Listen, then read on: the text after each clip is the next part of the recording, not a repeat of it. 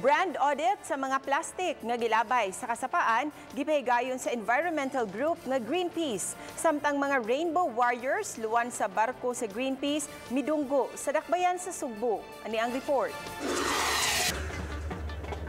Ana karon sa International Port of Cebu ang barko sa Greenpeace nga giluwanan sa mga Rainbow Warriors, grupo sa mga taong nagpakabana sa kalikupan.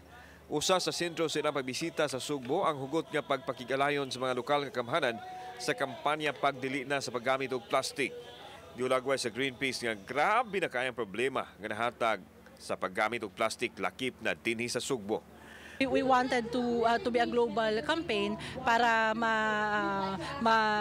ma-carry at maipanawagan yung pag-reduce ng production ng single-use plastic. Sa iyon ini, may pahigayon og brand audit ang Greenpeace sa pagkikalayon sa dakbayan sa Sugbo sa kasapaan nga nimutang sa syudad.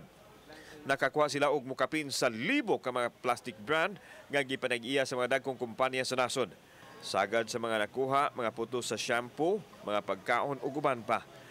We did the brand audit dito sa Mailahog River, and there were three locations, and ginawa natin ito nung March 9, nung Sabado, and for just a few hours we were able to get 1,500 pieces of sachets, and doon namin ginawa yung brand audit.